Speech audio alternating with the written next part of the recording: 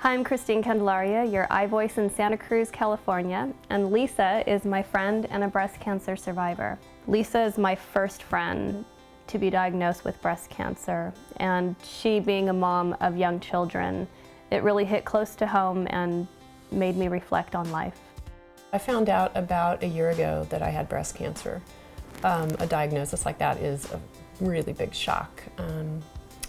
And I think that most of us don't really believe that it's going to happen to us. And when it does, it really rocks through our world. I all along knew that I was going to need to have surgery and radiation. I didn't realize that I was going to have chemo. And that was a really big blow to me. When Lisa first told me early on, I'm sure I didn't know what to do or say in the moment. I know I gave you a hug. I know I said, let me know if there's any way I can help. But I learned down the line that it was going to be more helpful to offer specific help and not just leave the ball in your court. I didn't want to put you in the position of having to come and ask me for help. Right. So I thought a lot about how I could help, and I knew, I could help with her kids. I knew her kids, they knew me, they played with my kids. Yeah.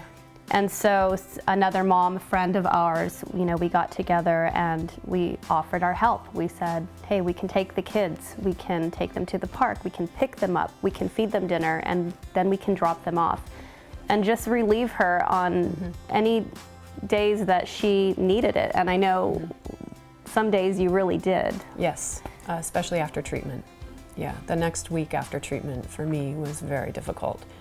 So it's a whole process, but you're absolutely right about being really specific about what you can offer, because that's the thing that was the most helpful for me was when the night before my surgery, the soccer coach called me and said, we can set up meals for your family for the next 2 weeks. I just said yes. Also, what I found really helpful was that my husband organized a healing circle for me in my home.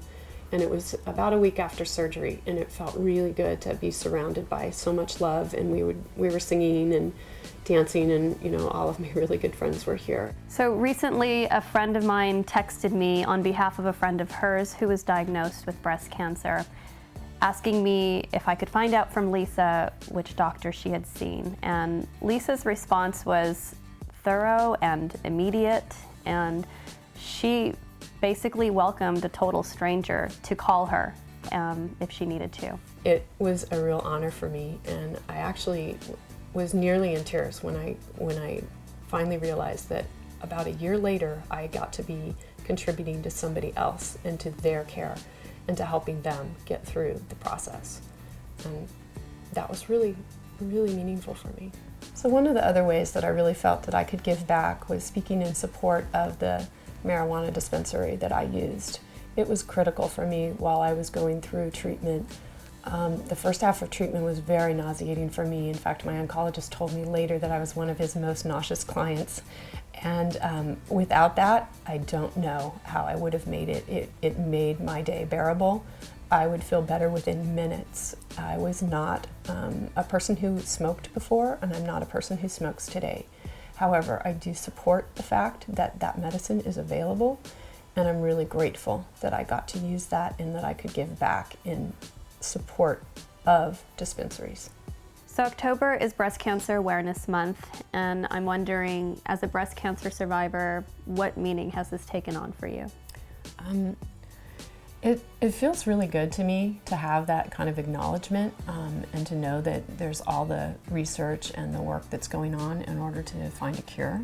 I also feel very much more than a survivor, I feel like I'm a thriver. I feel like I am very, very lucky. I feel grateful that I have